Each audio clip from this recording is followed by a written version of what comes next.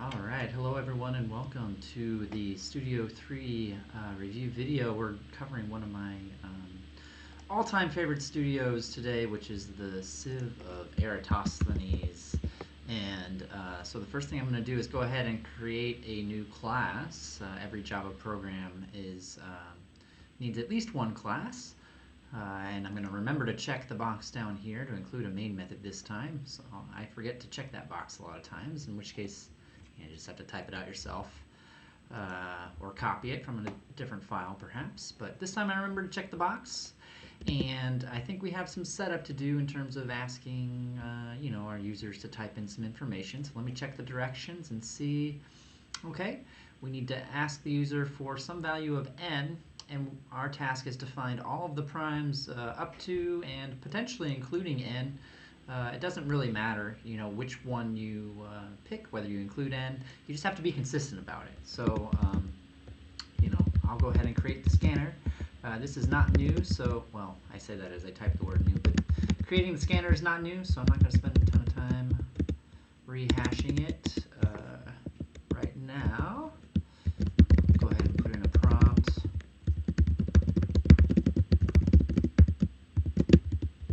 Alright, and then we'll go ahead and say int n is equal to in.nextInt. That should do it for us.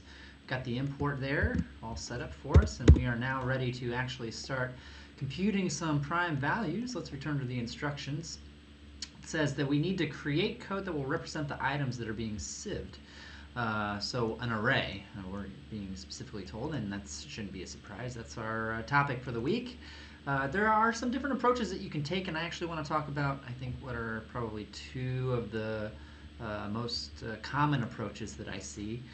I think it's fairly obvious that the size of the array is based off of n. I think what is less obvious is that the index of our array can hold some sort of meaning. So let me explain what I mean by that.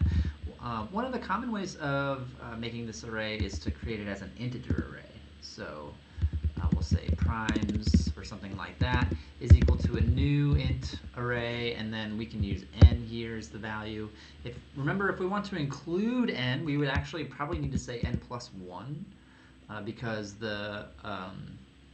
well, actually, I'm not so sure that would be true in this case, but there is an issue of including n or not, remembering that the index of the final value of the array is 1 less than the length of the array. So if the size of the array is n, the index of the last value is n minus 1. And I think that matters here because I'm trying to illustrate the point that we can use the index of an array as an important piece of information for understanding the contents of the array. I think it's a useful technique to understand. A lot of times when students create an integer array, they want to then fill this integer array with integer values, usually counting up, right, from 0 to n or something along those lines, and then determine whether those integer values are prime or not. And I think I'm going to approach this problem a little bit differently. Instead of using an integer array, I'm going to use a Boolean array instead. And my choice for using a Boolean array relies heavily on the idea that the index is an important piece of information for understanding the contents of the array. So I'm going to use the index of the array as the numbers that I wish to determine whether are prime or not. And the contents of the array, since it is Boolean, can only be either true or false. So in this case, I would say true probably represents the fact that the number is prime, and false represents the fact that the number is not prime. And so it's up to us to then just determine whether a number is prime or not, and then set the corresponding bucket in the array to be either true or false. Notice we're using the index as part of the useful information, right? The index number is telling us which value is prime or not based on whether we see true or false within that bucket. Hopefully this will make more sense as we code it up. I do want to illustrate the fact that this does mirror very much the process that is being seen here on the Wikipedia page that we send you to. What we're looking at in this description I would describe as a Boolean array, right, where we're assuming that everything is prime to start off with, and then I'm marking all the multiples of 2 false to indicate that they are not prime since they are multiples of 2, right? Once that is done, it'll do the same for multiples of 3 and multiples of 5, and so on and so forth. We did ask you to kind of review this and walk through this process with the hope that it would lead you in the direction of a Boolean array. Not to say that it isn't possible to use an integer array. I spoke to many groups who were successful in that technique as well. But I'm going to use this Boolean array here. And so what I'm going to do is write a loop to go through this array. As I do so, I can determine what the multiples of those values are and set them to be false. In order to do that, though, I think we need to understand what's in this array. In other words, what's the default values, because the approach that we're using here assumes that everything starts off as true. We're actually making the assumption that everything is prime and then proving that some of these values are not in fact prime by computing multiples. If we want to replicate that in our code, we first need to verify that all the contents of the array are true, and now's a good time to kind of refresh our memory as to how we do that. We can't actually print out, well, we can print out an array directly like this, but let me show you what happens when we do. I'll pick a value for n. It should be 120. And so when we print out the array, we get not useful information. I think I showed this in class. This is the memory location of where that array lives. But that's not really what we want to see. We want to see the contents of the array. So in order to do that, we need to use a loop. And I'm going to use the standard loop for a one-dimensional array here. Based on the length of the array, instead, you could, I suppose, use n if you wanted to as well. That would not necessarily be incorrect. I like using the length of the array. That way, regardless of how the array gets created, I know this loop will run the appropriate number of times. And then I can print out the contents with the print statement, remembering that I need to use I, my loop variable, as an index into the array. And so if I wanted to, I could even append I out in front. I would want to somehow include that as a string, right? So let's do something like this. There we go. And that'll print out the contents of the array. Let's go ahead and see what it contains. Again, remember, this is just the default value, so looks like it all starts out as false, which is not what we want. Remember, the algorithm, as shown to us, assumes that everything is prime to start and then proves that some values are not prime. So if I want my code to reflect that, I'm actually going to copy this loop.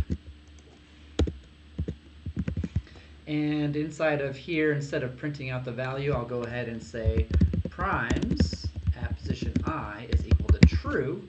This should have the effect of setting all of the values to be true. In fact, I'll even comment that.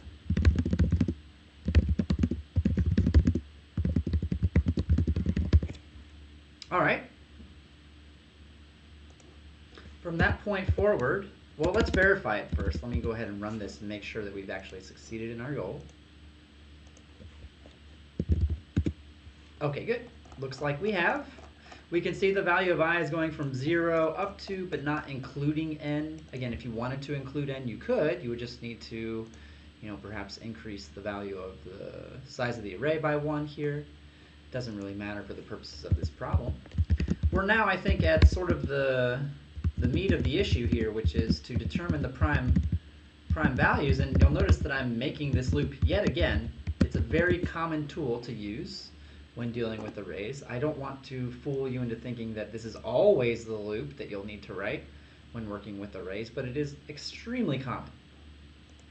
And so what I wish to do now is figure out, I is going from 0. Actually, we don't need to start from 0. I believe we could start from 2, perhaps, right? We could start from 2. And then I want to start computing all the multiples of 2 and marking them as false. So I need a way of saying, all right, I is 2. I need to go 2, 4, 6, 8. And then I is going to be 3, and I need a way of going 3, 6, 9, 12, so on and so forth. That's going to be another loop. And this is, I think, the tricky part of this assignment. I'm going to make another loop inside of this loop. I'll call the loop variable j. I want j to start at I. So if I is 2, I want j to start at 2.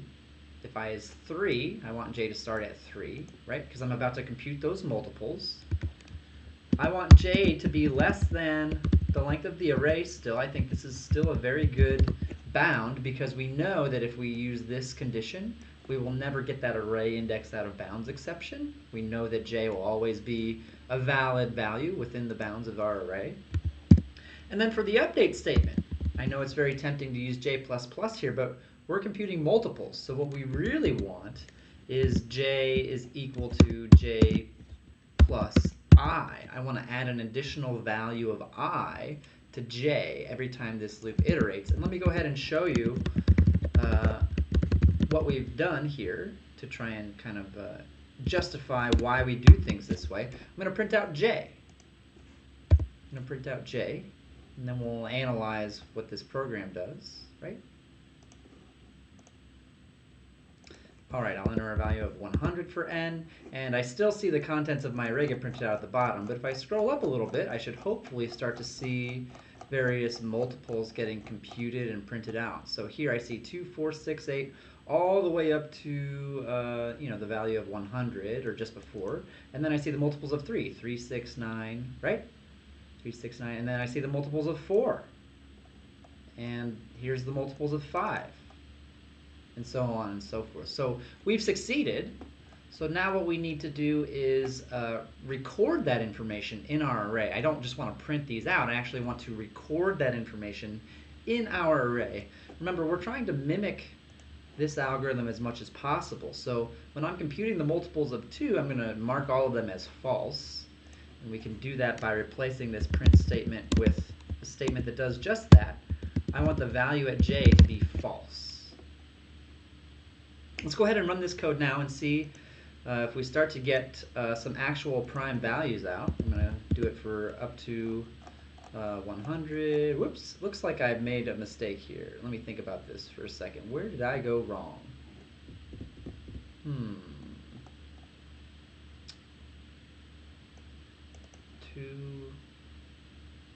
Oh, I see the issue. So I made a little bit of a math mistake here. I made what's known as a logic error. My code didn't give me any errors, right? Let me show you this process in the debugger, and I think it might help. I set a breakpoint when the action starts on line 22 with our nested for loops. So I'll enter in 100 for n, and then we'll step through and see exactly what happens. I'm starting my value of I at 2, which is the first series of multiples we wish to compute. There it is. But then within our j loop, I'm also starting j at 2 and telling it that that value must not be prime. Well, actually 2 is prime. 2 is in fact prime. And so we don't want to actually mark this value of I as not prime. Or I think another way of saying that it's a little better is we don't want to start j at I. We want to start j at I plus I, or I times 2. We don't want to mark the original value of I as non-prime. We want to mark all the multiples that come afterwards as non-prime. So I'm going to exit debug mode by clicking the red square here, and then jump back in and rerun this. Hopefully we'll see some actual prime values come out this time. Let's take a look. All right, great. I see it's not all falses. Let's go back to the beginning. I see I'm not concerned about 0 or 1, technically. 2 is the first value that I really care about. We could, I suppose, reflect that by starting this loop at 2 instead of 0, since we don't really care about determining the primeness of 0 or 1 for the purposes of this exercise. But it's telling me that 2 is prime and 3 is prime. That's good. 4 is not prime, which is also correct. 5 is prime, but 6 is not. 7 is prime, but 8 and 9. So this looks to be fairly accurate. I appreciate, or I think that it is in fact doing what it's supposed to be doing in terms of computing prime values. I want to contrast this with a slightly different approach that I often see students attempt, but I want to make it very clear that if you try to do something like this in the loop, where I say something like if I mod j, right, is, or if I mod 2 is equal to 0, then it's not prime, right? So this is another way of trying to check multiples, so using the modulus operator. So then you would do, similar things for the other values, and typically, so I mod 3, right? This is also an example of a number not being prime. Since it's evenly divisible by 3, we've proven that whatever the value of I is, it's not prime. The problem that I have with approaching the code this way is that this will only work up to a certain value of n. Right? So checking the multiples of 2 and checking the multiples of 3 will work for the first few primes, but if I give you a large value of n, this won't be enough anymore. And then you might say, okay, well then I'll just check the multiples, some additional values. I can keep copying this. And then, check the multiples of 5, and then the multiples of 7, and then the multiples of whatever the next prime is, 11, right? And that'll get you a little bit farther. That'll work for larger values of n, but then I can just give you an even larger value of n that won't work. So this method, while it does work to a degree, does not work in all situations. The claim that I'm making here is that this code will work for any value of n that I give to you, and the reason for that is because the way that I am marking primes is clearly defined as based on the value of n via the length of the array. So if n goes up, these loops will also work more numbers of times. They'll iterate more numbers of times, right? So we say that these scale with the value of n. This is actually important for another reason, which is the performance of this algorithm. The way that I've done this, while technically correct, is actually, I think, doing some work that it doesn't necessarily have to do. And I can kind of illustrate that by starting to put in a large value for n and just kind of watching. All right, so 1,000 wasn't a problem. Let's see how far we can get up. Let's try 1,000,000 maybe. That's 6 zeros, yeah. Okay, so I'm not too concerned about the speed it takes to print. I'm more concerned about the speed it takes to actually compute the prime values. So what I'm going to do is put a little message down here at the bottom, and I'm going to go ahead and comment this out just for the time being. I'm not concerned about the correctness anymore, so I don't need to see the actual prime numbers. I'm concerned about how long it takes. And I believe we'll be able to actually see. This is asking for all primes up to 1 billion. And you'll see that if I ask for that, it's working on the problem right now, but how long is it actually going to take before it prints out this message telling me that it's done? I mean, it's already taking longer than I perhaps would have expected. It's still working. Still working. I'm not going to wait that much longer for it. I don't know if it'll finish, honestly, in a reasonable amount of time, to be perfectly honest with you. So 1 billion, too big. Let's see if we can find something that works a little bit better. 100, that's 100 million. Let's see if this finishes in a somewhat reasonable amount of time.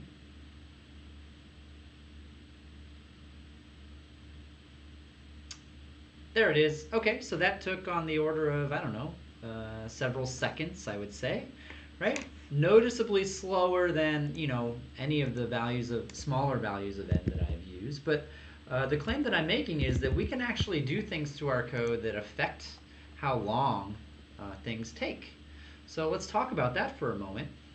Here, there's some inefficiencies with the way our code is running. I'm actually checking some values multiple times. I'm checking for some multiples that I don't actually have to check for. One shortcut that we can take is that I is going all the way up until n, including, up to, but not including n. But actually, I think most people can see that I don't actually need to check all of the values up to n for primes. I can stop halfway through because I'm checking 2 as my first multiple. And actually, though I'm not going to prove it to you right now, we can stop even sooner than that. The Wikipedia page, I believe, discusses this in more detail than I'm going to here, but we can actually stop checking for all of the values that are greater than the square root of n. So that actually reduces the number of things that we have to check significantly. Furthermore, right, if I is not prime itself, then we don't need to compute the multiples of it. So think about the fact that right now we're checking 2, and then a little bit later on I'm also checking the multiples of 4. Well, I don't need to check the multiples of 4. I've already checked the multiples of 2. We only actually need to compute the multiples of prime values. So we can add a statement for that as well. Remember, we have an array that tells us whether a value is prime or not.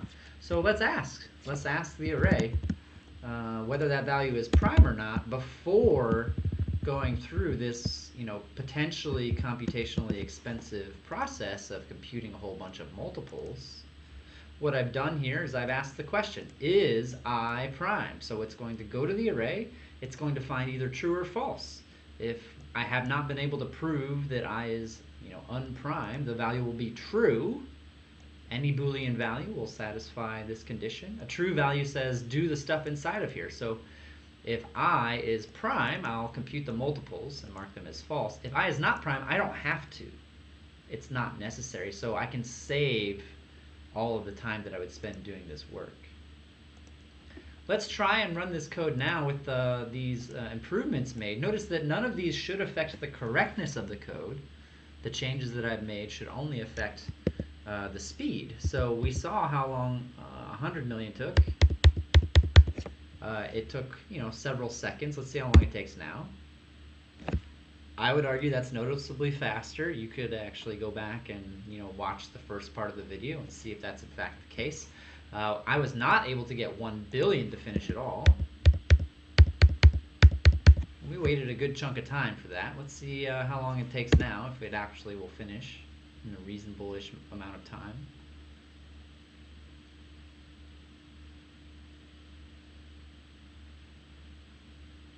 Okay, and there we go. We see that actually it did complete.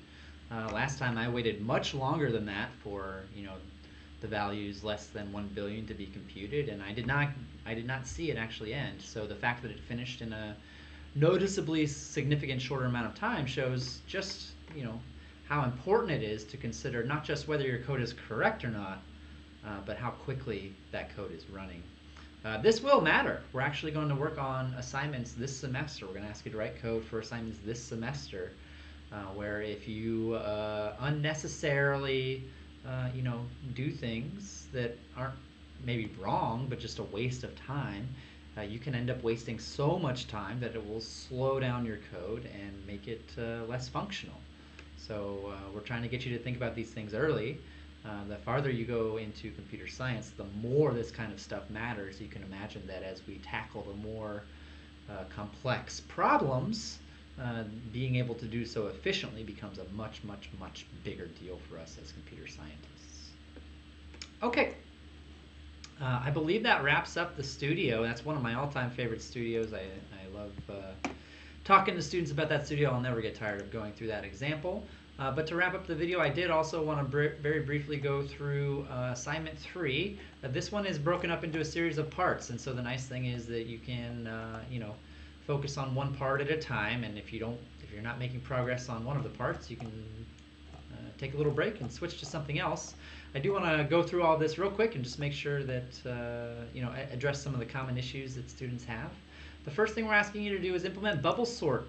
And you may notice that if you scroll down a little bit, we're giving you something that looks kind of like code. It's not actual code. If you typed this into Eclipse exactly as it is, it would not work. But if you make some slight modifications to it, it would work. In fact, we are encouraging you to do exactly that. This is something that's called pseudocode. And the reason why pseudocode is interesting and useful for us is that it kind of highlights the idea that what we're really implementing is an algorithm. It's a mathematical series of steps, right? And so the language that we use to express that is kind of secondary. Pseudocode is used to express what is considered at the mathematical heart of the problem, just trying to express the general form of the algorithm. And then if we want to express this in Java, as I'm asking you to do, then we can. Or if we want to express it in a different language like Python or MATLAB or R, then we can do that as well. But for this purpose, we're asking you to implement it in Java, and you're welcome to use this, and I hope that you do. There is some stuff that you'll need to figure out on your own, such as this statement right here. It says swap. That is maybe one of the more complicated steps that you'll have to figure out.